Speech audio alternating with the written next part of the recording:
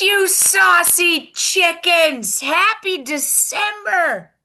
Come on in. I went to press go and it said, could you just restart your computer? No! So I did. Here we are. Listen, my two boys are stuffed in a closet in this hotel room. So I can do a talk on how to model for kids these days how to keep your shit together. So just so you know, you might want to just like do what I say, not as I do today. Okay? This is really the rule of parenting, isn't it? Everybody's barely friggin' hanging on. Okay. So I put my red lipstick on because we're celebrating for the holidays. And I saw Donnie Trump's house today. Just standing outside there looking for him. Didn't see him. Didn't see him. But I think just my presence, he felt it. So do what I can here in the United States of America just to, you know, walk everybody home. All right, welcome in. We are going to do a talk tonight on the kids are watching, modeling emotional regulation. If you are new here, my name is Dr. Jody Carrington. I'm a clinical psychologist by training, and everything that we talk about here tonight is not considered therapy. This is considered psychoeducation. We will have a question and answer section after the 60 minutes. And despite the fact that I am in Washington, D.C. today, everything that I prepared for you tonight and all of the resources that you have attached were prepared back on Treaty 7 land, which is now known as the center part of the province of Alberta. It was home first to the Blackfoot Confederacy, which is made up of the Siksika, the Kainai, the Piikani, the Tsuut'ina First Nation, the Stoney Nakoda First Nation, and the Métis Region District 3, not region, District 3. Okay. And now, with our land acknowledgement ready, we are grounded on the floor, and we're going to talk about one of the most discombobulating experiences on the planet, which is this whole show of parenting. So some of you got your cameras on. Thank you very much. I appreciate that. I know that sometimes it's a bit tricky to turn your cameras on because you're snacking or you're doing, in your jammies. I just really appreciate it because I really get a kick out of myself, but I really have to know every once in a while if like people are like falling asleep or like losing their minds or if I've crossed the line and you're rolling your eyes and shit. So like it's super helpful. So two rules, not rules, but two things that'll happen. I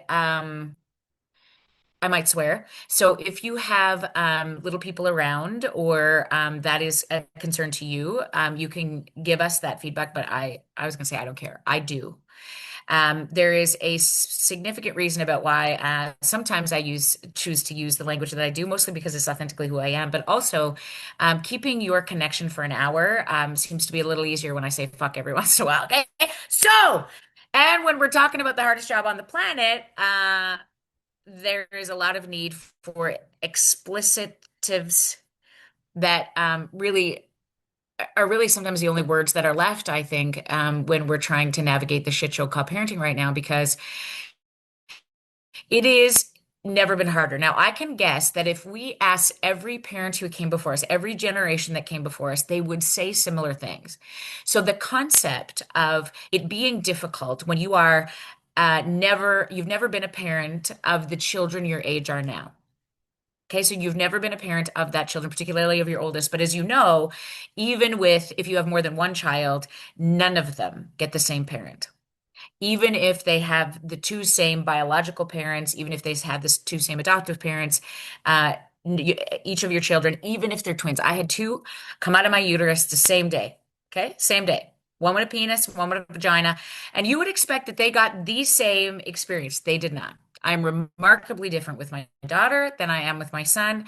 And I know the data. I understand that I should be aware of this. I'm not. I'm not. She looks like me, sounds like me, talks like me, scares the shit right out of me. Okay.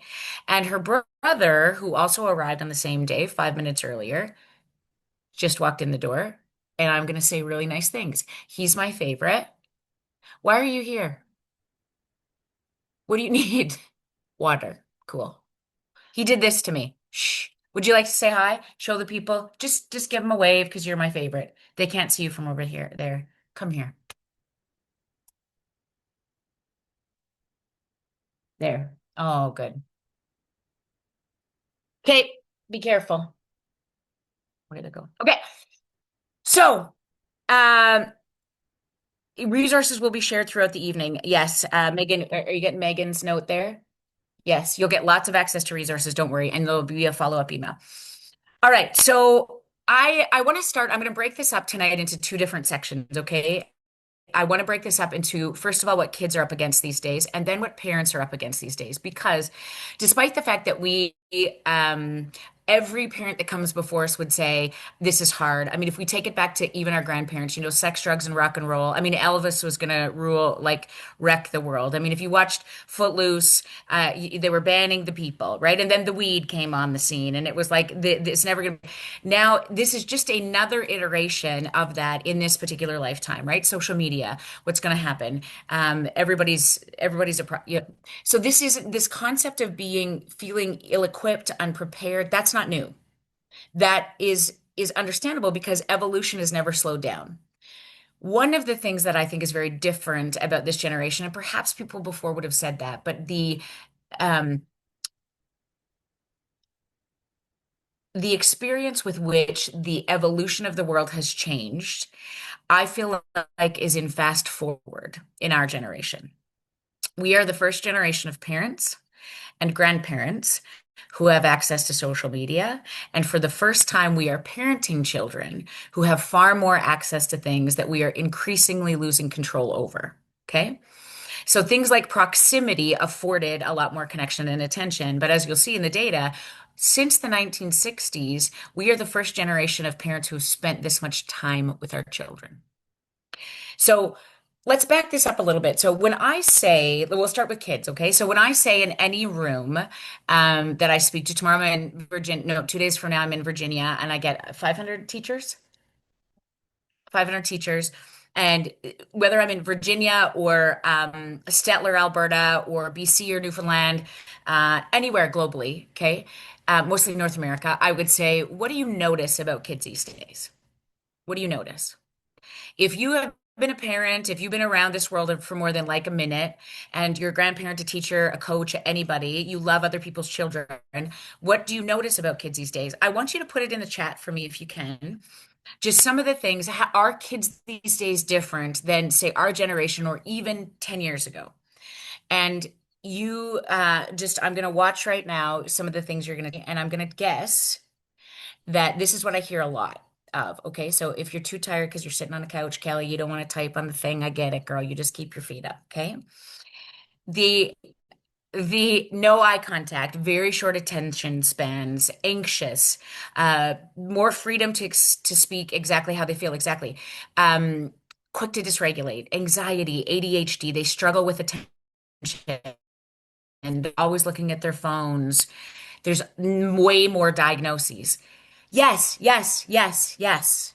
Yes, you are absolutely right about all of these things. And many times people are like, they're spoiled, they're disrespectful, like those life-sucking Caillou have no skill. Like, and if I were to look just at this list that's being curated, okay, and you can see it in the notes, like we better give up. Huh? Is there a hope? Do we have hope for humanity? No, they're not resilient. They have very little imagination. They're always bored. Uh, and then we have Sherry, who says they're kinder, more thoughtful. Well, just a minute. They have very few self-starters. They're brutal language, 6'7". If I were to just pull out 80% of those things, like we're screwed, right? It looks as though the next generation, like we might as well give up, right? We got their life sucking, exhausting. They speak in stupid words like Riz, and they're anxious, okay? So the world is doomed, essentially. Your grandkids are going to be goddamn disasters, if that's the truth, okay?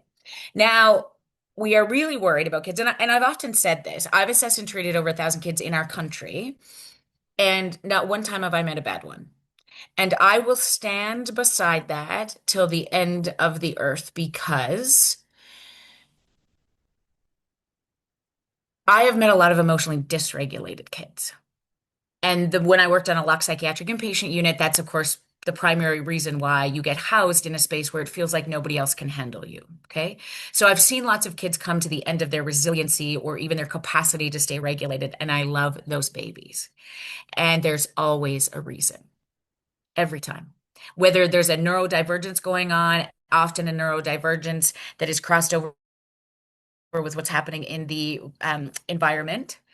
And largely, the only thing that we can alter significantly, even if there's a neurodivergency on board, is the environment. Okay. And I say this quite often, if the big people aren't okay, the little people don't stand a chance. Because when I look at what parents are up against these days, when I say to you, what do you notice about parents these days? If we were to sort of reflect on what we look like compared to what our parents, one generation looks like, what do you notice about the difference between us and our parents? Stretched too thin, exhausted, always on our phones, stressed, anxious, always on our phones, always on our phones. And if we miss our phone, don't worry, we're strapped to an iWatch. And if we miss that, don't worry, we got a ring. Getting all our goddamn. I got 3 devices hooked to my current right now. Do you know who can have access to me right now when I'm speaking to you? Everybody. Everybody I know, my whole team, my children, my husband, my father-in-law, Team Snap bitches. Okay. And there's a number of crazy ones. Okay. And their access is significant and overwhelming to me. Never before in history has this happened. Okay. So if you look at those two lists, and you can even review this in the comments, what it looks like is that the lists almost parallel each other.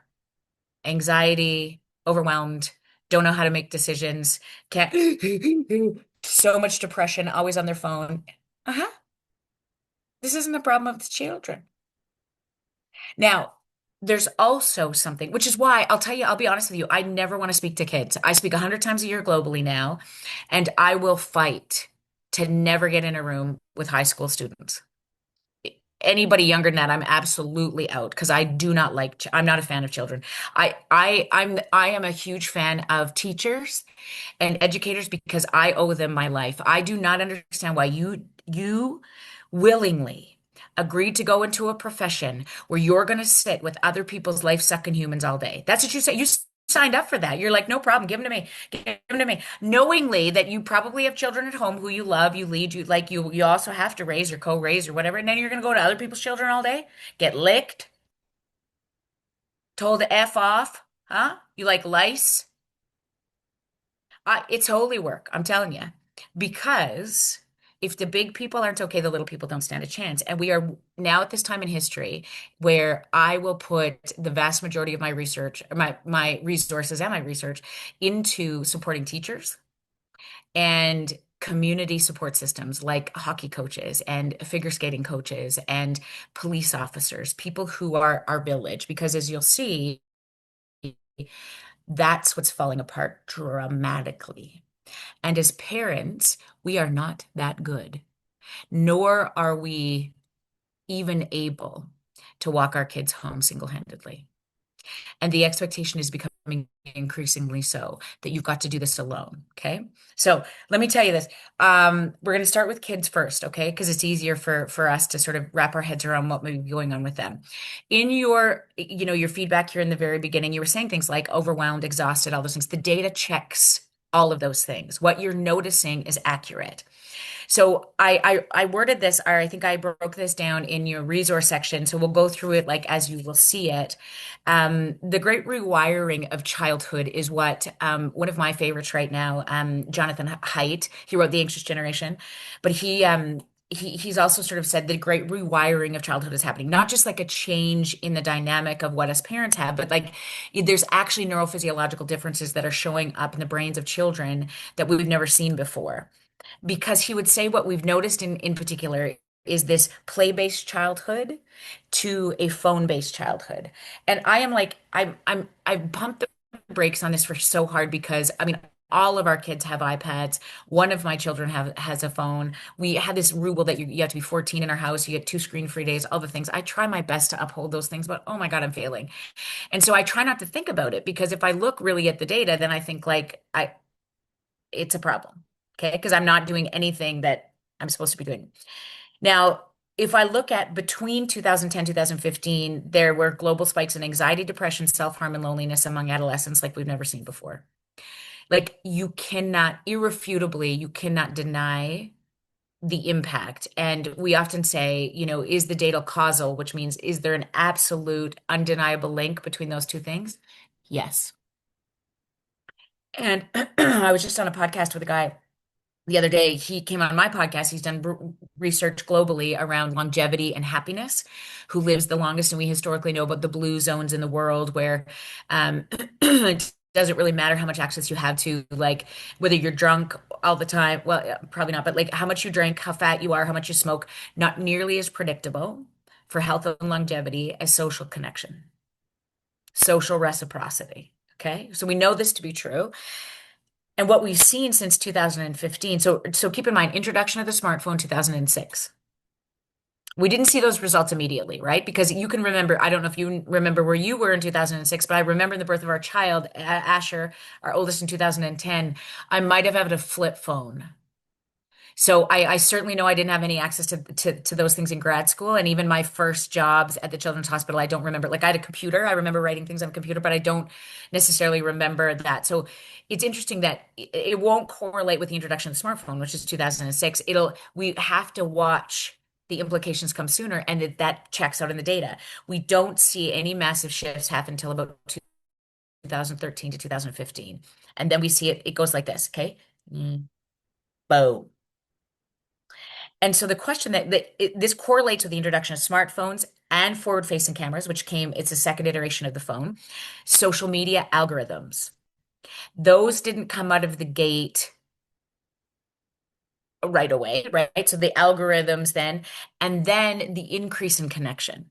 So again, it wasn't like overnight we have what we know to be true today in Instagram and Facebook. It was like slowly but surely. I was watching a John Candy movie today, and like he had the phone up, which was the side. I remember my father, the first phone he had, like it was the size of like a computer, and you'd put that bitch up to your head, and it was so great. Like there's no connection. People are yelling all the time. Like it's fantastic. And so I think that the great rewiring, really, we need to pay some homage to the fact that, okay, so kids, when the humans we're raising have are the first generation of people who have sort of been born into this. Okay, we didn't know it. They, all of our children, did, generally speaking. Second in your notes, I put the Hagen effect. So I don't know if you remember this in the data, but I found this really helpful. Frances Hagen, in 2021, is known as a Facebook whistleblower. And she sort of had a situation where she pointed out, and this was like a massive conversation with Meta, that Meta, Instagram in particular, knowingly contributed to mental health struggles. So they fully understood that they were fueling things like comparison, body shaming, putting kids at significant risk, but they prioritized growth of their.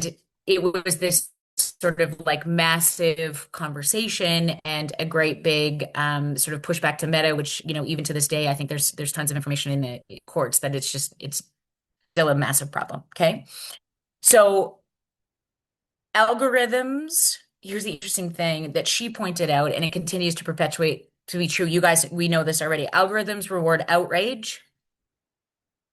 So the more times like people, the more asinine things that people say, like if there's just a small report of like Trudeau's dating Katy Perry, people will scroll by it. If you have a face to face beside them taking a shot of sake at the same restaurant she took Orlando to 2 years before that, when Orlando and her look like they want to throat punch each other, but her and Justin, despite the fact that they look like they're related, also look like they're massively in love. Okay. And we're just like, holy shit, look at that. People are clicking like crazy. Okay. So when it gets like, there's images and there's things that like then are really bad. So the divisiveness of things. Okay. So when Donald Trump says something asinine or when whatever political party, it doesn't matter to me, right? When uh Carney, Smith, anybody that even locally we understand, right, says something offside, we're in it. The more heinous the crime, the more clicks it gets. Okay. So this is like, I mean, the word of the year is rage bait. That's the word of the year for 2025, which essentially means I'm going to pull you in to this conversation because it's so asinine. You can't fucking believe this. And we're looking for that hit of dopamine. And so the data around this is fascinating to me. Like, this is the first time we've ever had this much access to that instant rush of dopamine. And in our overwhelm, we're here for it. I mean, I go to bed listening to Dateline. Do you see the problem? I'm in my bed, snuggled, prepping for departure into bliss while Vanessa from Tallahassee, Florida, went to the bar alone. She gonna die. Okay. And for 136 minutes, as I prepare to restore this holy sacredness so that I can continue to serve the people of Canada, how do you think that she's going to repair here? She's not.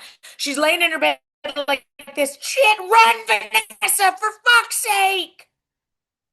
And I'm Googling what Vanessa used to look like. Did you know Vanessa had three brothers? And like, he wasn't even hot. You know, she was dating this guy, Jesus. And then so many people say this to me today in my practice. I don't know what's wrong with me. I can't sleep. Maybe I'm going through the change. No, no, you've just been at a murder.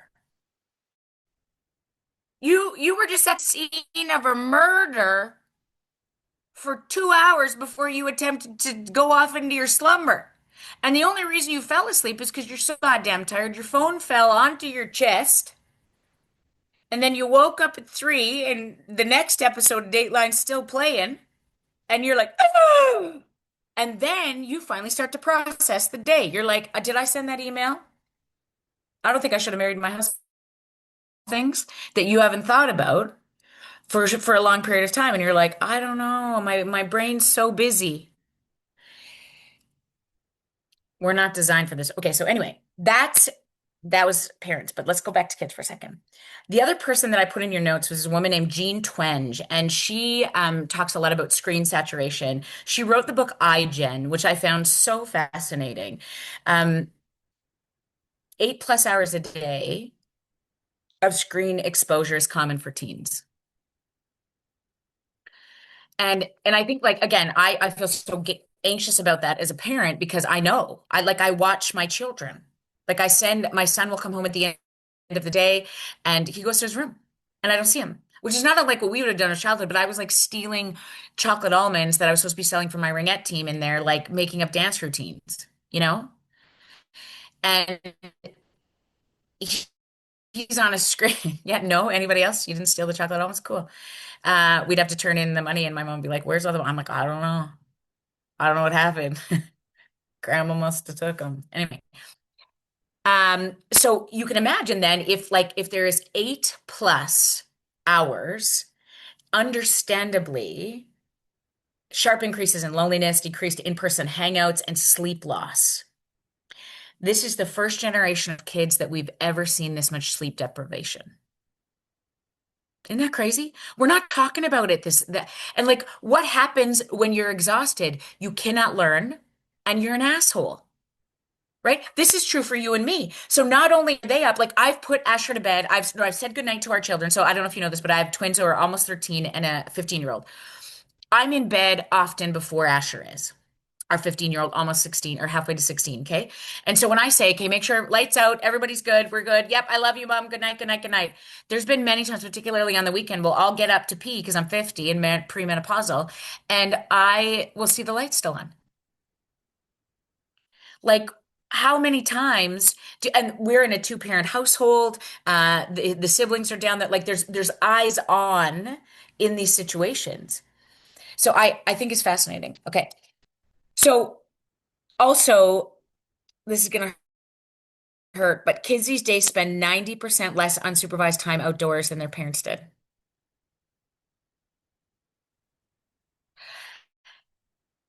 Here's a couple of the things that I think are really true. There's no boredom, there's no unstructured play, in-person friendship and autonomy. All of those things are what create resilience.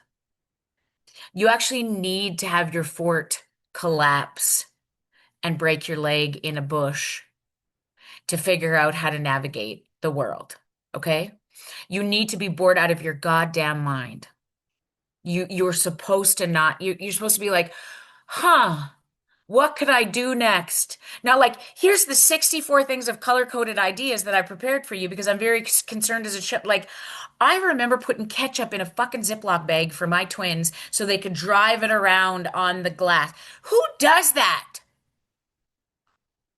Figure it out, you know? Now, mental health trends accordingly, parallel to that would say, so things like I put in your notes, but CDC, World Health Organization, UNICEF, 1 in 5 kids now experience a mental health disorder, which is, as you can imagine, a pretty significant amount of babies that we know in our communities, in our own family systems. 1 in 5.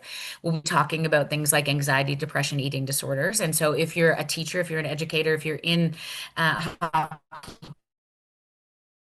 coach, you think about this. This is at least a couple of kids in your dressing room. This is at least 4 kids in every classroom. Um, and those, I think the data is clear about this level disorders, which means they're disrupting their life in some way. Okay.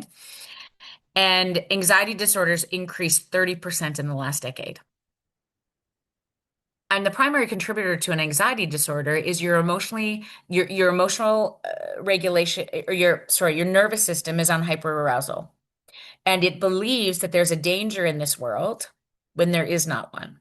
Okay, so it just misfires. Your body naturally lets you know when there's a bad guy coming or there's something, a bear is chasing you. That our bodies do that beautifully. They're just such magical things.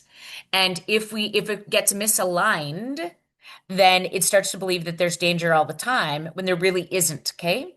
And so it just causes your body to be full of adrenaline sometimes and cortisol, and your shoulders are up like this. Okay.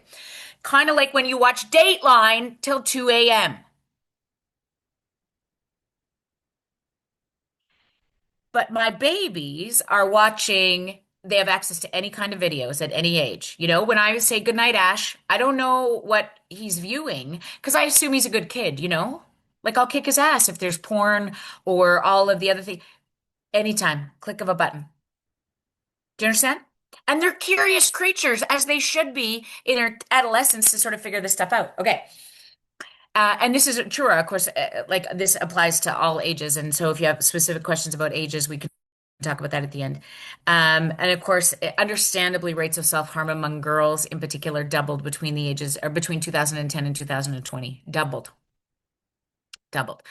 And there's some more data we could talk about sometime that John Haidt talks a little bit about in The Anxious Generation around how girls and social media at a younger age becomes much more harmful. Boys seemingly are a little bit more resilient, using it more so as connections in the like Snapchat space and all those kind of things, but they're a bit more like it's not as emotionally driven as you can understand. But that switches the older they get. So they start to lose then their capacity for social relationships, and girls tend to make up for that on the outside. Regardless, we're talking about impacts of, any gender identification across the board. Just sometimes it's different timings around that. And then we'll just add in there global conflict, climate anxiety, instant comparison, academic pressure, constant evaluation. Like I think we really underestimate the gamification, like snap streaks. I don't know if you know what a snap streak is. So if you are on the Snapchat, which is one of the primary forms of communication that many kids over the age of 8 now use, where you can see where your peers are or your people who you might be interested in, even in the towns around you, if you share a Snap account. And they have this beautiful game in there called a streak, which means you have to connect with somebody every single day to keep your streak alive. And it doesn't even have to be a word. It can be a picture of the roof. Like Asher sends stupid shit like all the time, a picture of like his sock, like whatever that is well. Okay. And I'm like, what does this do? He's like, well, we're keeping the snap alive. So you have 18 pictures of Grayson's bedroom floor, and this is good? Yeah. Okay. Okay.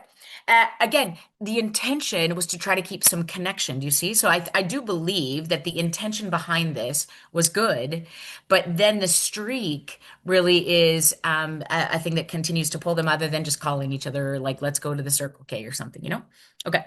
So bottom line, kids' nervous systems are constantly activated. They are overwhelmed in ways no generation has ever been this overwhelmed. Okay. So remember, we're going to come back to the good part by the end. I promise you, this is not all doom and gloom. I have hope for humanity. P.S. That's a spoiler alert. Let's move to us as parents.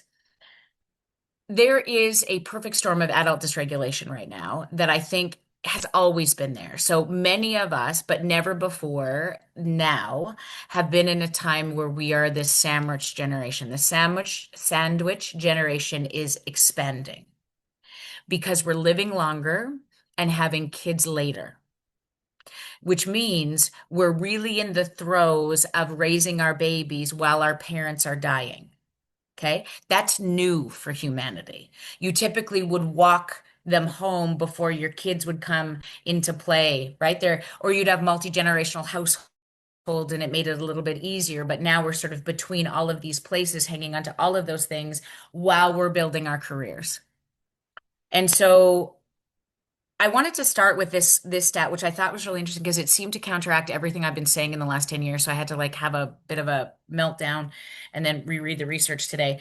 Um, Parents spend more time with their kids than any generation since the 1960s. We are spending more time with our kids than any generation since the 1960s, both physically, emotionally, and digitally. Okay. Work from home equals more proximity. Okay, that makes sense to me. But the presence isn't there. We're very different in the way that we interact with the kids that are in the households that I love this take today. We have went from free range childhood to supervised childhoods. So there was this idea that we would kick the kids out. I mean, and I used to joke about this, right? Where it would just like, go, don't come home till the street lights came on. You have nothing else to do in this house anyway. I've got to cook. It was get out, you'll be fine. Right. And like, you might die. Did anybody carry a water bottle when they were 10 on this call? Huh? Like my children are hydrated. That's about the only thing that I make sure they are, you know? With fucking $50 water bottles. Everybody got a Stanley, and what's the new one that I lose all the time? Owala. I lose them all the time. Oh, I'm trying to make it look professional there. Okay. And and so we got, that so I really love this. So um the other things that have changed significantly that I found really interesting is minimal extracurricular activity versus highly scheduled, organized everything right now. So it would be a big deal. I mean, I would imagine that you can't even think about your parents um, when they're like, nobody had hockey practice, nobody had, and if you did, it was like, we're going to do this specifically for you around, you seem to be the best hockey player this side of Bruce, Alberta. So all the investment's going to go into this one child who wanted to dance, who wanted to whatever, everybody else had to support it. Now, everybody's in everything. Okay. And so parent burnout, this is the first time I heard this term when I was prepping these resources for you. Parent burnout is a term that is now recognized as a phenomenon by the APA, which is the Association of Parent Associations. I just made that shit up. I don't know what that is. But here's what's interesting to me about this. Yeah. Can you imagine this? We're now talking about being parent. And like, if I were to say to my grandmother, did you ever get burnt out as a parent? Like, I'm sure everybody says I'm tired and I'm overwhelmed, but we've never seen this level of exhaustion in parents. Okay. So why is that a problem? It's not a weakness. It happens when we have increases in responsibility, meets low support, and so much demand on your time. So there's fewer villages. We have never seen so many single parent households than we do right now. And we've never had this lack of access to grandparent or grandparent-like figures, which means the village is decreasing significantly and the capacity to sort of lean on each other. Did you ask everybody to shut off their cameras, or are they just all leaving? Oh, okay, cool. I was like, the bitches be gone. Captive Simple, you just stay there so I can see your face. Good job. Okay, good. I got two. Uh, all right. And so you better look engaged for Christ's sake. Do not look like you're bored. Okay. Uh, all right. So the in terms of what we've also talked about, right? Is so parent burnout, I just think is such an interesting conversation, and we're not allowed to be tired. Okay. Like that's ridiculous. Suck it up. If I were to ever, I remember my mother, my grandmother being like, "Oh, come on. I had six and I was picking apples, making pies while I gave birth on a ladder." And so I appreciate that there is this understanding that it was a different way of life, but it's really interesting that I think young moms are one of the loneliest groups right now because we have access to so many opinions. And people are like, that should be helpful. You have access to so much information. No, bitch. Because when I am overwhelmed and fat and breastfeeding in the middle of the night, hormonal as hell, and I'm scrolling, and some bitch dressed in cream has said to me, "Did you have a dolphin assisted pool birth?" And then she says, "Because if you didn't, your kid has ADHD," which is not true, ever. Now, when you're scrolling through all of those things, then we have this issue, right? Of then overwhelmed are so far behind everybody, not on red dot, goldfish coming out of your diaper bag. You don't want to be embarrassed because somebody will see that. Should I hotspot it? No, it's good when we shut off computers. Camera? Shut off camera. Okay, yeah, okay. Sorry, guys. It's Well, just a problem.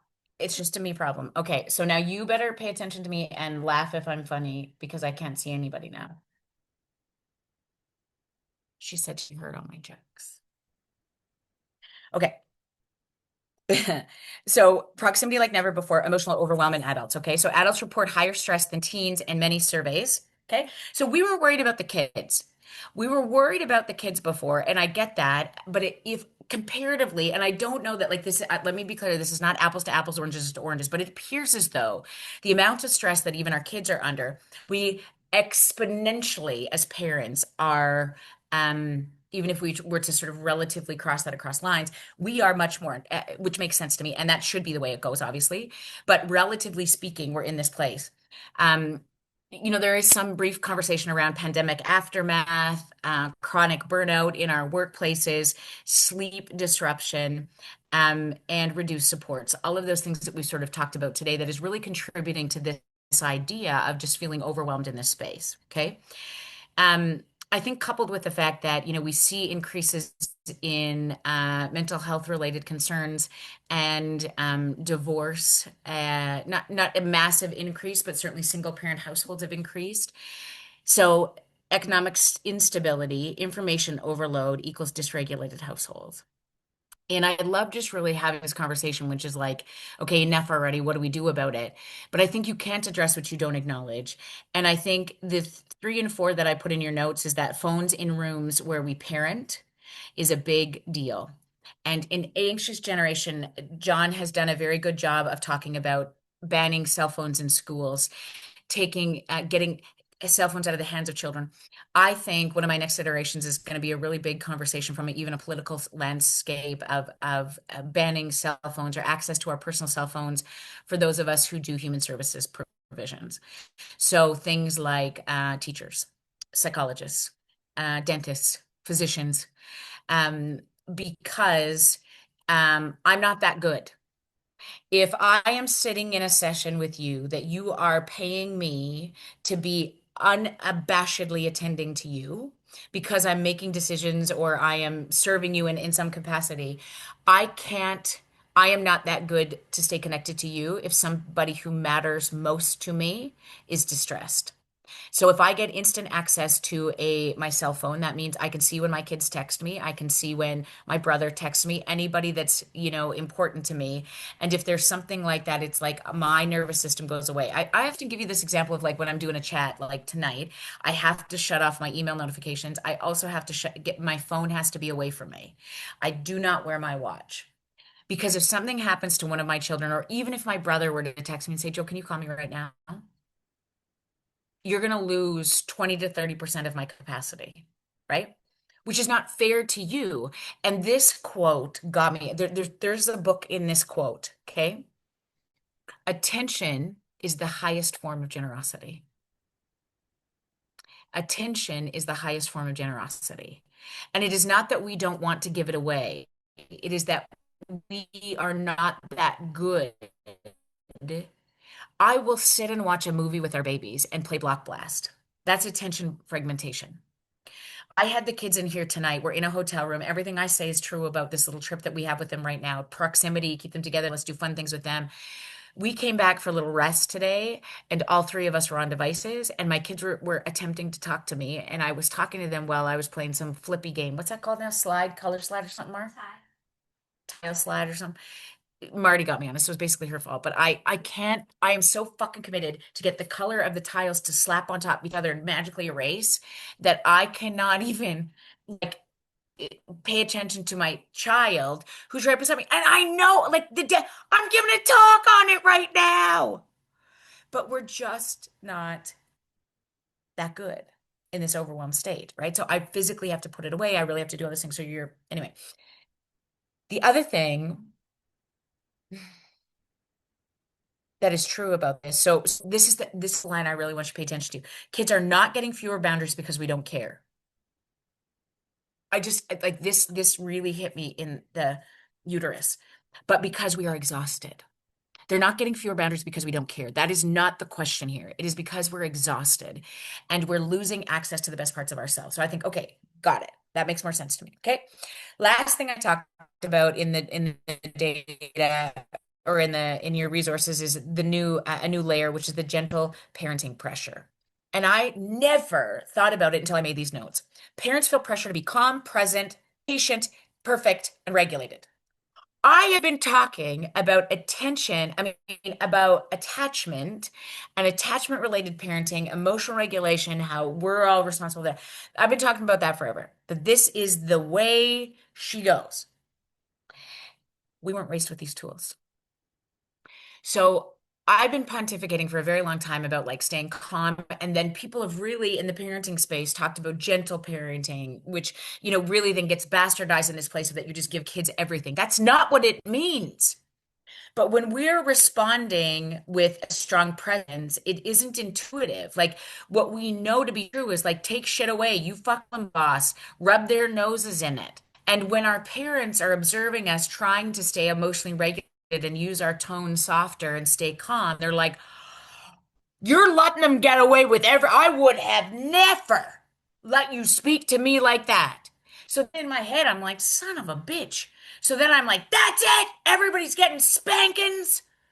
I'm taking away everything and your birthday. And I've like questioned everything. And so here's the thing. Attend being able to be emotionally regulated, which has been coined the term gentle parenting, has been so fucking misunderstood because a generation who desperately wants to show up differently but feel guilty and broken when their nervous system doesn't match that has really created this sense of us going like, I don't know how to do this. This is not working. So I'm going to go back what I know to be true, which is to, take everything away. And I can tell you that there is a gorgeous space in the middle that we really have a responsibility to and for right now around showing the humans of the world how to regulate. That's the only reason we're on this planet, I think. And it makes me so excited to get out of bed every day. Okay. Because it's not that hard to do. And I say this with all love in my heart because I just told you how hard it was today, yesterday, all the days. Okay.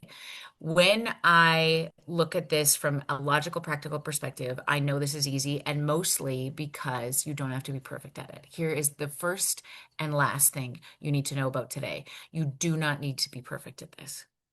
In order to get connection with our kids, right now, this is not about perfect or perfection or any capacity. The only thing that we're working on is somewhere close to being as present as we can. 30% of the time is good. Why are you back? Why are you here? Okay. Just another one just came in. All right. So we're asking parents to emotionally regulate while living in an emotionally dysregulating world. Okay. So you can understand that we got kids on this side, parents on this side, all in this 6, 7 space where we're really not regulated. Now, when big people aren't okay, little people don't stand a chance. So in your notes, kids learn regulation through co-regulation, not instruction. I'll say that one more time. Kids learn regulation through co-regulation, not instruction. So I'm gonna guess you're gonna guess already who the most important person is that we have to have a conversation about. It's the big people, which is why I never, ever, ever, ever want to speak with children. Now, as a psychologist, as a child psychologist, when I worked in that capacity, assessment's really important. I need to know what is happening, what am I missing? Is there something about this? And then the system matters so incredibly much. I can give your kids all of the strategies on the planet. If I put them into a dysregulated, back into a dysregulated system, it's a waste of time, generally speaking.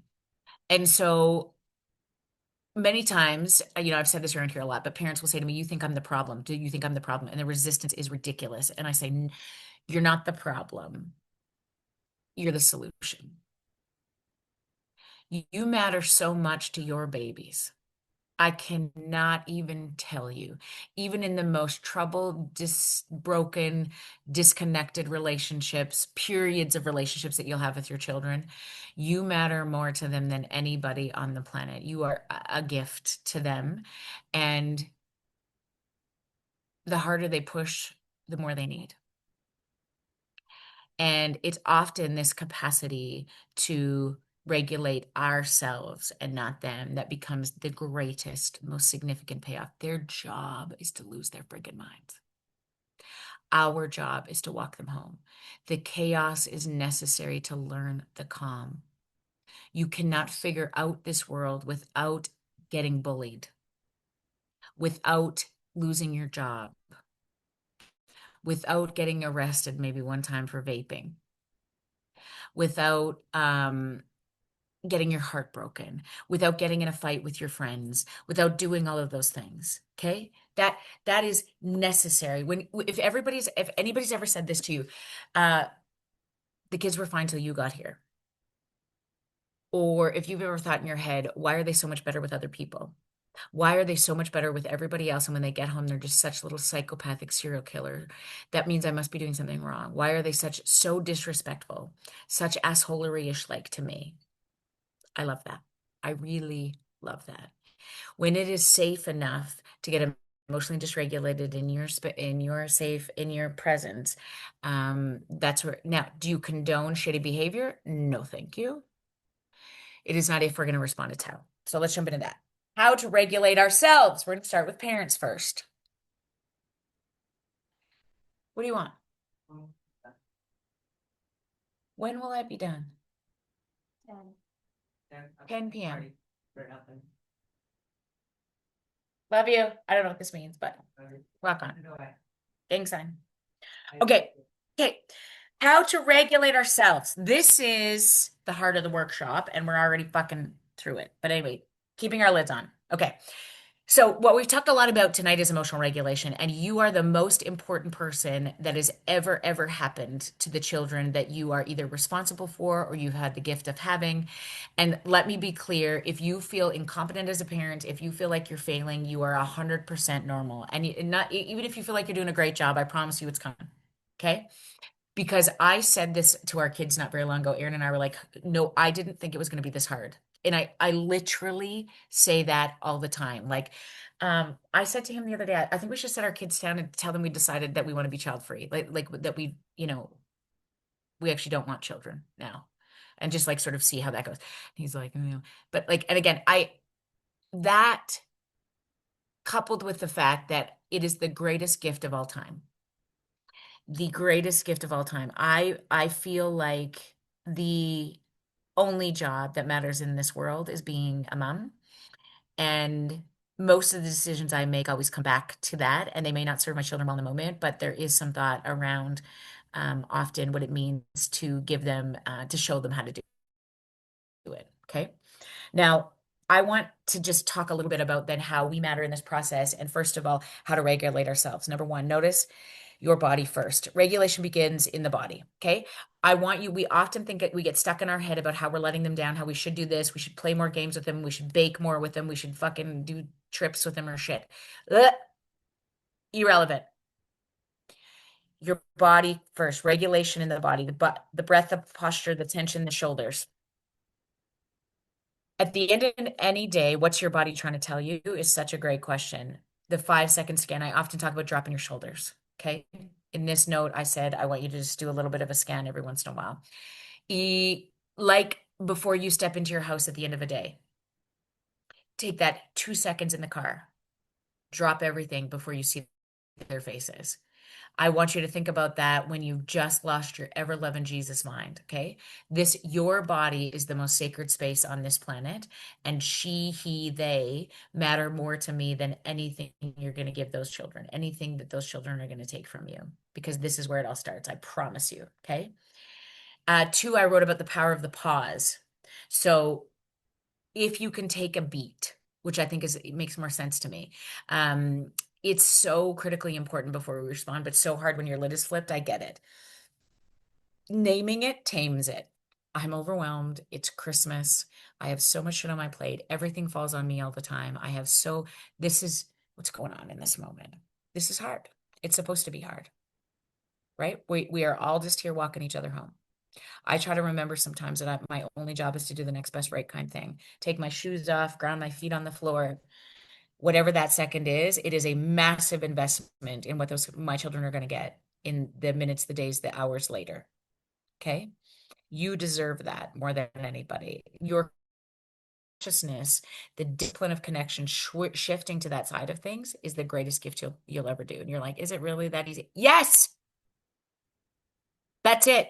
That is so it. That little shift, that pause, that reconnection right back here. That's the heart of everything. I promise you. And I saw this data by Huberman that I was going to share with you. He calls it the physiological sigh, but this is like the greatest reset button. Okay, the data around this is really interesting. 2 inhales and 1 long exhale. And there's a big connection, like reducing the CO2 in your system really quickly happens most if you do like this. So do this with me right now. Marty, do it. Fascinating. Do you know what she just said to me? It feels like you're crying. It's intended to mimic this space of opening the very bottoms of your lungs, which is where the shutter sob, yes. And there's a lot of data, just sort of the cleansing of crying when you just have this very, very deep. So, I mean, if you want to just break down and have a knockdown, shoot 'em out sob sesh, you can do that too. This will work equally as well. So I think about this quite often. It's the fastest way to downregulate your emotion. And I love these notes in here. It's difficult when your kid is following you, kicking and screaming. I've locked myself in a bathroom as long as my child has been safe, and 98% of the times they will be. Lock myself in the bathroom to take a 30-second down reg, a sip of water, a whatever. Okay. That if we think about the long-term benefits of that, just give me 2 minutes. Oh, mom, you don't have to be so mean. Yep, I do in this moment. I'll be right back, I promise. Lower the bar. Lots. That's number 4. Good enough parenting is the most effective. Kids don't need calm. They need predictable repair. You're going to come back around. You're going to come back around at least 30% of the time. Okay. I don't care really, the dysregulation as much as I care coming home. Let them see you regulate. You have to name it to tame it. Do not be scared to do this in front of them. I'm going to take a breath right here. Just a minute. I need a second. I need a minute so that I can be better for you. I need a minute. Yeah, say that. I lost my cool. I'm sorry. Let's start again. Mom, you're being such a bitch. Mhm. You're right. Nailed it.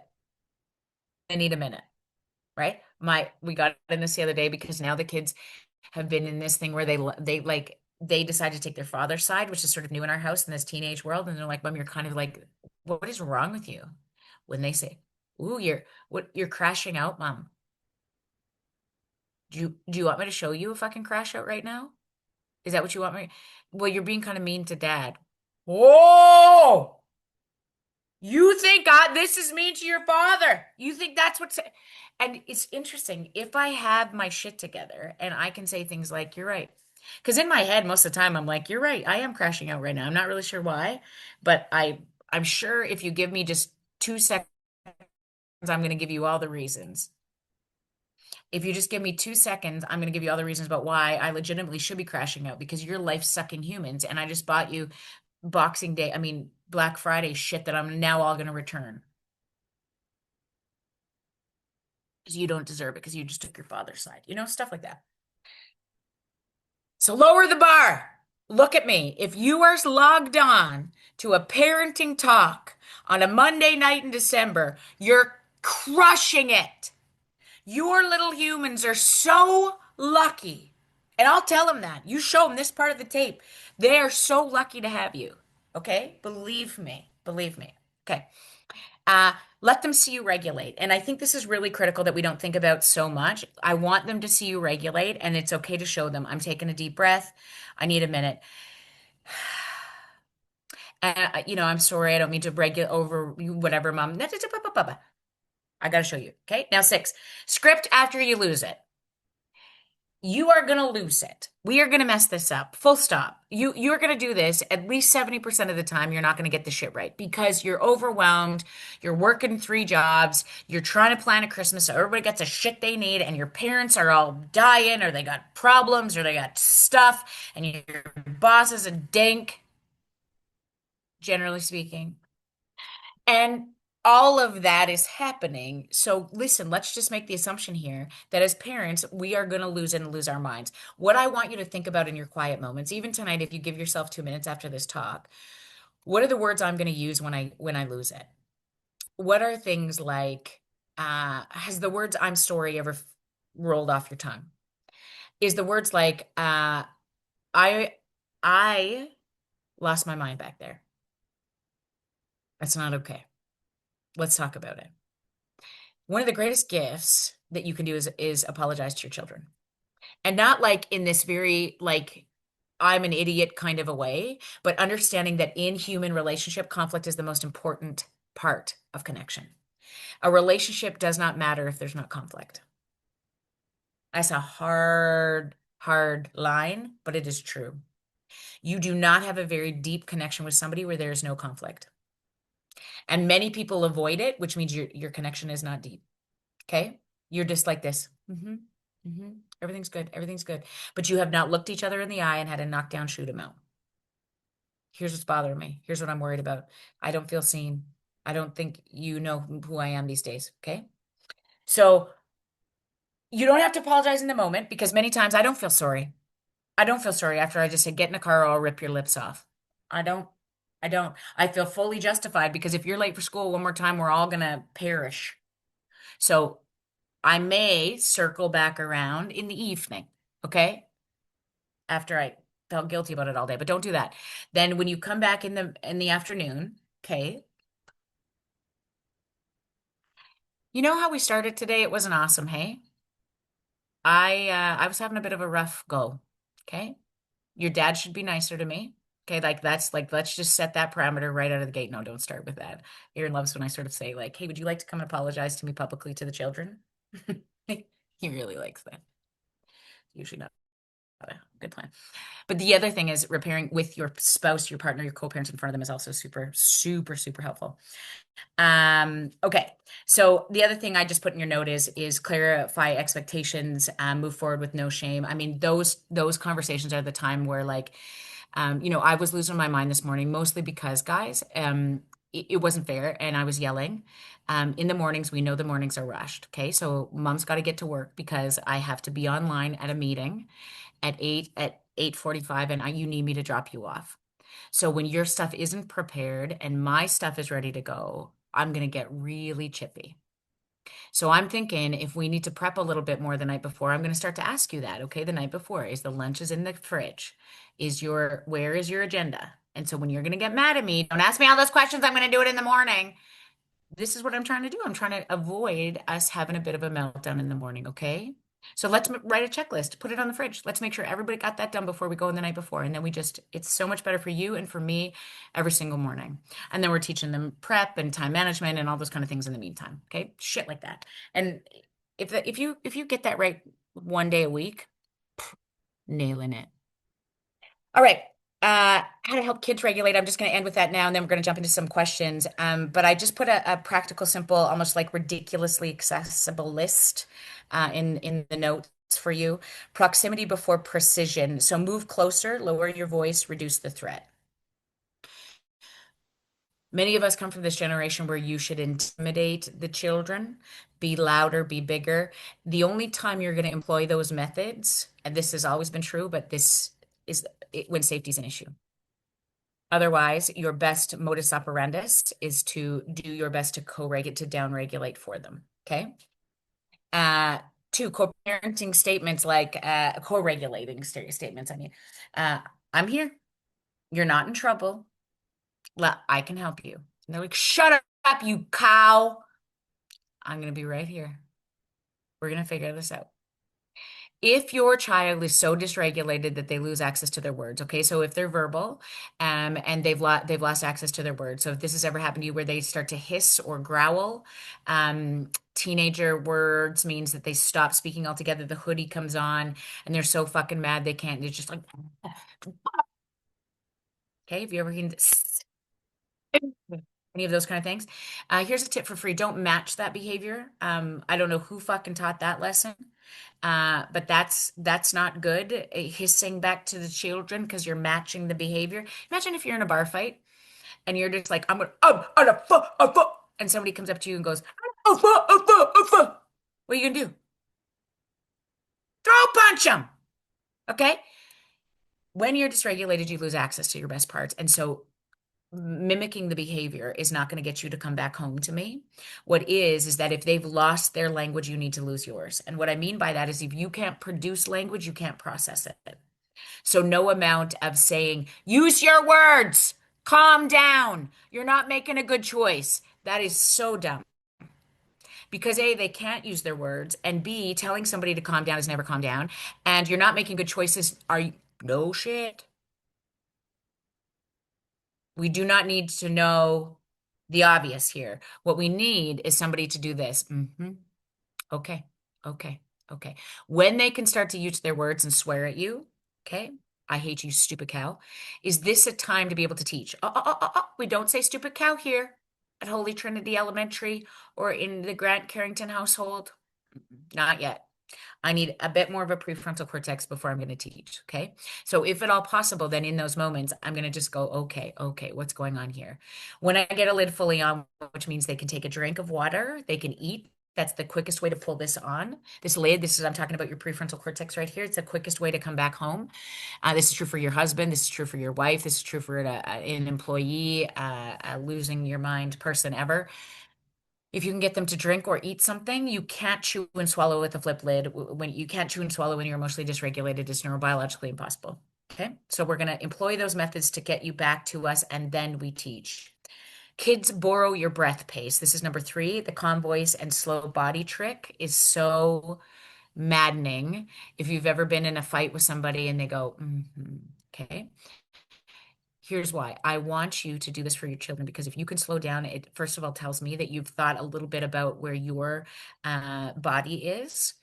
And that matters more than anything because now I have access to the best parts of you. Okay. You're not going to lose it. And then you're showing them how to do it. Okay. So you slow, they slow. You slow, they slow. 4, pattern interruption. We've talked a little bit about that. So cold drink, deep breath, changing room, walk, for both of you, all brings that lid on faster. Regulation requires shifting the nervous system, not lecturing.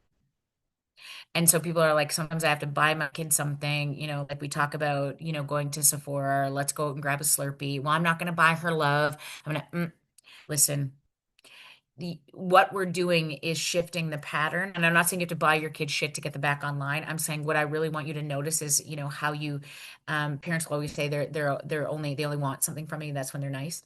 That's not true. What often happens is that when I get into a regulated state with them, then I should be having hard conversations. Then I should be teaching. I don't have to do that all the time, otherwise they won't want to do anything with you. But it's this idea of picking where you play, not teaching when they're emotionally dysregulated, which is usually when we want to, right? Like they can't find their agenda, or their homework's all over the place, or they've just like peed all over the carpet, because you're potty training or something, and you're like, now's like we're going to teach. It's better to teach when you solve the problem and come back to it in a regulated state. All right. Keep it short. Dysregulated kids can't hear lectures, and one sentence is enough. Let's try that again. Would you like help? Come on back. Play and movement is regulation. Kids regulate through movement, not conversation. Sometimes in the car or going for a walk, figuring out those things are really helpful from a neurophysiological perspective. Okay. And then the hope, which I put in section 6 of your stuff, hope is a secret ingredient to all parents. I will say this one more time as we started. I've assessed and treated thousands of kids, over 1,000 kids, I would say. And I've never had so much hope. In my quiet moments when I'm filled up, they are so brilliant and so funny and so insightful, and they push me to have conversations that I were never safe enough to have around my kitchen table. They've made me think about things in ways that I never, ever, ever have thought about before. Um, they they're they're the funnest to spend time with and watch how they observe the world and ask them questions about that. We think we're the wise ones, and we are in so many ways, but man, they got a lot to teach us. And when I think about it from that perspective, I want to spend more time with them, instead of feeling scared that my presence makes it difficult for them, or that I'm not good enough for them. Just how much that potential is there. Kids are unbelievably resilient. You need to know that. And when they have even one stable attended at like a tuned caregiver, and this is why, again, we pour our heart and soul into teachers around here, because oftentimes it is a teacher who, if you're going through something really difficult, like you're burying a parent, or you're going through a divorce, or you're fighting your own mental health battles, or you have a cancer diagnosis, sometimes we need to lean on our village a little bit and have attuned people around us. And when we ask sometimes our best friends to step up, or our hockey coaches to step in, or build that village, we're not that good. We were never meant to do any of this alone. And so when we do that with and for each other, sometimes those are the most important memories. I mean, my Libby still will talk all the time about like a conversation that, she had with Miss Tara, when we took our kids together. When Marty said something to Asher 3 years ago, we still talk about that, or he still talks about that. Or when Auntie Tanis took him to the hockey game and they talked about, just little things like, are you sad that you don't play sports and your brother and your sister do, right? Those are conversations he won't have with me, but he'll have with other people, or that he doesn't want to have with his dad because he doesn't, whatever. And that's true when Aaron's on a hockey bench, some kid will pour his heart out, and that's why we do it. Not to ever get kids to the show or get them through things. It's just like sort of these important little pieces. And we just have the capacity to do that every single day in our community. So, I mean, stepping in, stepping off, man, it's just like, it's a holy world, holy work. I mean, repair matters more than rupture. I put that in your notes, and I would highlight that significantly. We're going to fuck it up. Full stop. Repair matters more than rupture. Kids need consistent proximity more than perfect responses. And it's never been harder to be a parent, and it's never mattered more. And I'll leave you with this. You're already doing so much better than you think. I promise you. 2 deep breaths and an exhale. They're so lucky to have you. I promise you. Now, we're going to jump into some questions. The kids are watching, not for perfection, but for modeling how to get back up. And parents today are more self-aware, more informed, more intentional than any generation before them. And that's what hope sounds like. Promise. So, Mari, you have some questions for me? Great. Okay. Woo. If you have any more questions, you can pop them in the chat. Marty's going to monitor that chat now. It doesn't matter if we pop on. If you want to throw your cameras on, we can try that a little bit. If not, then I'll get you to take them off again. But um, let's start with a few questions because we got now 20 minutes. What advice do you give for professionals who support caregivers in helping their kids and dependents develop emotional regulation skills? What practical skill building steps do you recommend? What have you found works to create lasting change? Okay. So great question. I'll repeat it. Yeah, I know you can't hear it.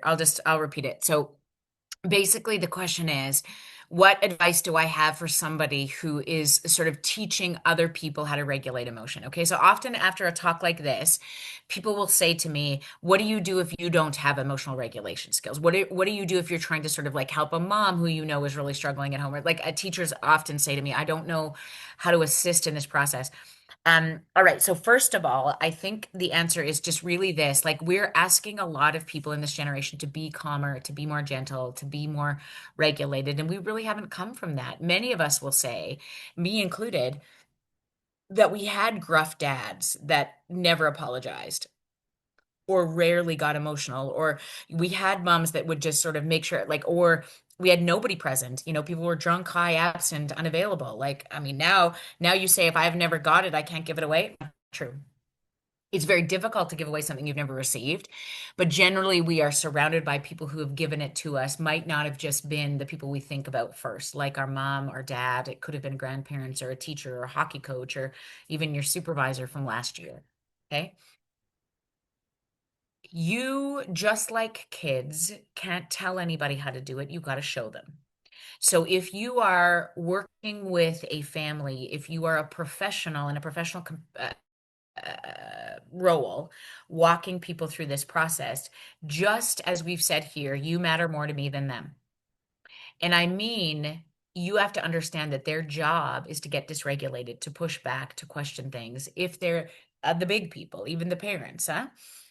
And the same rules apply. It is so much harder to do this as a grandparent. It's so much harder to do this as a professional with a big person than it is with little people because we have more grace for little people sometimes and their dysregulation. But oftentimes when we are working with parents as professionals, the same rules apply. And I would often say, when I did lots of work for Child and Family Services at some point, right? In my favorite work, they would still highly, like vastly fund me to do work with the children. And I would push back all the time saying, I don't need to do work with the children. I need to go to the home of the step parents. I need to offer support in that capacity. I want to be present for breakfast. I want to know what it feels like for them when they're trying to get everybody to the bus so that we could start to talk about, emotionally regulating within the moment with a parent and doing things like, you got this. That was so good. Yeah, it's okay. She should be upset. It's Monday morning. She had transition all weekend with, biological mom. She's going to get ugly and messy this morning. You got it. Let's take a sip of coffee, get right back in. She just told me I'm a lazy piece of shit. She wants to go back to her real mom. Yep, she's going to push every single limit and boundary because there's so much anger there and it's got to go somewhere. We can hold it. We can hold it. Okay. And sometimes when you can be the regulating other for another, oh my gosh, it is so critically important. And you know what? We do this all the time for each other. We do this for our best friends. We do this for, our colleagues. We do this for people who call us and like, this is what, you know, whatever. It's why we're better with other people's children and why we tend to be better with our grandkids than we do with our own personal children is because we have less skin in the game. And when you have less skin in the game, you tend to stay regulated more often because you're like, well, they're going back home to a primary caregiver. Like, that's not my rodeo. I'll sit with this all day long. No problem. Huh? And it's why when those of us who teach for a long period of time, or we come, we have caseloads full of lots of kids and we get very connected to them, our nervous systems tend to get more and more and more and more dysregulated. If I were to take most teachers in September, they're filled up, they're ready to rock. for multiple reasons. When we get into like January, February, March, these children that they spend every single day with and more time than they do with their parents, they become like the relationship is so connected to them that they've done all the projecting and they've done all the worries and they've already invested in Evan, for my son, for example, who is like the class clown, causing so much distress. He got moved to the front of the classroom today. You start to lose your patience because you know them now.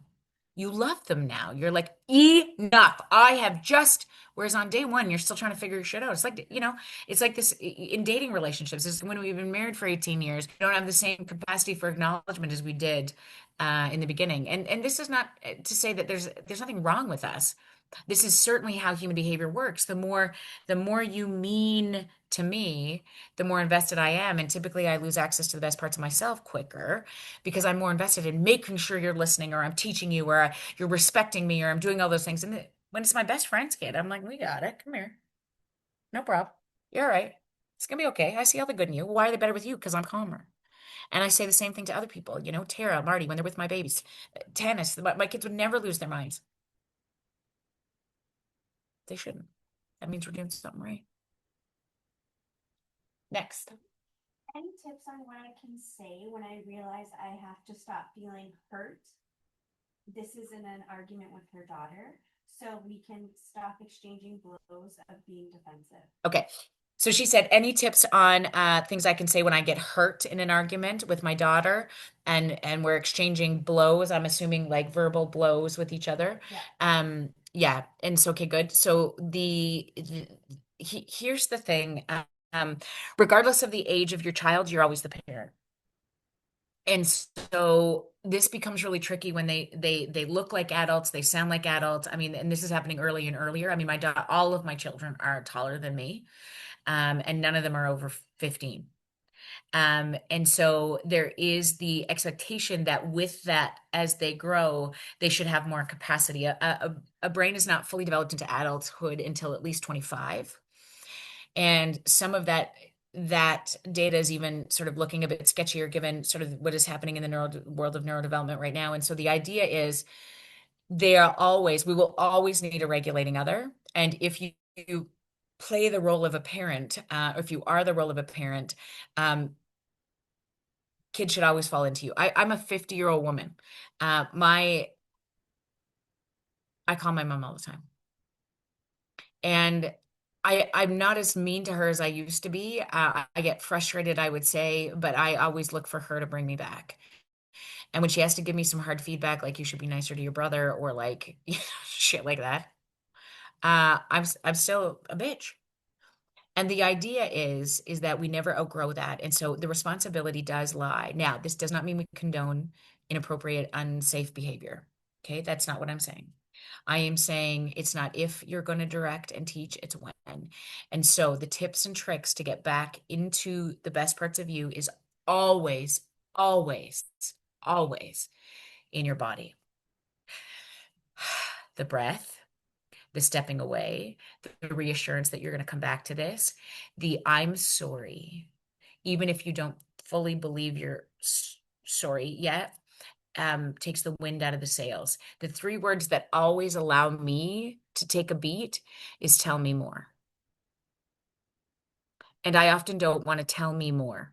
I don't want to know more. I don't fucking want to know more. When you say, my kid says to me, I bought a vape, mom, because I want to be better at studying. So I'm going to start vaping now and you can't do anything about it because I saw a TikTok and there's a lot of data on vaping. And so I'm going to do it. Being able to just stay regulated in that moment. Sometimes I can say things like this, tell me more. What were you reading? Tell me, maybe I don't know this research. I'm so interested in it. And in my head, I'm like, okay,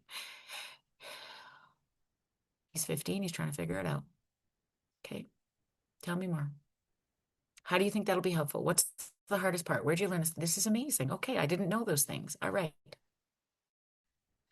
And sometimes it's like, I just want to be a better mom. I don't want to fuck up. I don't want to screw up. I want to, like, everybody else is getting higher marks than me. Do you think I'm dumb? I'm never going to graduate.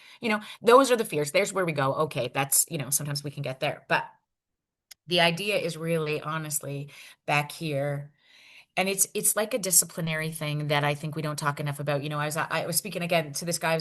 He's so in my head, and I'll let you know when this podcast comes out because we just taped it this week. But I just kept saying to him like, how do this when we're so overwhelmed? And he's like, it's the same approach that we've had to do for generations. We know that to be healthier, you shouldn't smoke. We know that to be healthier, you should move your body. We know what is easier. What's easier to do? It's easier not to, but the cost is massive. And I, people have asked me this a lot. It's like since I've turned 50, I mean, in this last year, I've lost 50 pounds. I've done always on the working out every other day, all those kind of things. And I mean, working out by that, I mean 30 minutes moving my body. Why? Because I watched what happens when my dad got dementia. I don't want that to happen. Holy shit. Oh, Oh, no. thank you so much. Yeah. Not a child. I just said holy shit to a beautiful employee. Anyway, I thought they were not. I'm like, why were the kids knocking? Anyway, first of all, they would have just busted in. Okay. So anyway, all that to say, come back here. Okay. Anything else? We got 6 minutes. Yes. Can you explain that as bodyguard a little? I have a 5-year-old who will lose his mind, and as soon as I step into the moment, he screams and is violent and then cries and is so sad. Oh my God, I love this. Okay. The question is, can you explain Matt is Sad's bodyguard? I got a 5-year-old who loses his mind. So I've said this quite frequently. Matt is Sad's bodyguard. And I said this with an adult client week that I had, and they were really interesting. He's like, it's just easier to be mad at my father. Um, he's such a dink, and I'm just not like, fuck him. He wasn't there, and I was like, okay, so he wasn't there. Tell me more. If I were to take this piece around being angry, if I were to look at the emotions, it is easier to be mad because it is so defensive. There's very little vulnerability in anger. It's often projected at another. Sad is a very internal emotion, which means you have to slow the body down. Okay. Anger often hypes the body up and it gets into this defensive space of like, I hate you. You're the problem. Give me back this. Mommy, you're so mean. I'm not doing that, whatever. We have to shut the TV off. It's bedtime, which is just also replicated when you won't let me go out with my friends. You won't let me smoke pot. You won't let me, like, whatever, like same things. Okay. The idea about this is that you it's easier to do those things. Now, anger is also much more accessible in a dysregulated state. When I slow your body down, when I get mad, when I give mad somewhere to go, and we would do all kinds of things to get mad out, right? We would shake the body, and there's neurophysiological responses that sort of are really helpful in this way, particularly if you hold a lot of trauma. But even as a 5-year-old, it's like, let's jump your sillies out, let's move your body, let's do all of those things. We used to throw towels against the wall at Targets with kids. We get like tea towels and just fucking chuck them, and like, how do we get it all out? And then you've sort of seen then the exhaustion sets in. When there's so much data coming in, even to a 5-year-old, all of that noise, that overwhelm, just like you when he has to go somewhere. And sometimes it looks like irritability. Okay, so that's the low level. So it looks like irritability. If your kid comes from the school, they haven't had a snack, they've had their iPods in, their AirPods in all day. Teachers ripped on them because they didn't have their assignment in, rightfully so. And they got 3 things on their plate, right? They're just irritable. It is so much easier to be mad than to just be like, I'm feeling overwhelmed and sad. So when you can walk somebody back to that state of emotional regulation, what you're going to get is some vulnerability, and then the emotion will come. Okay.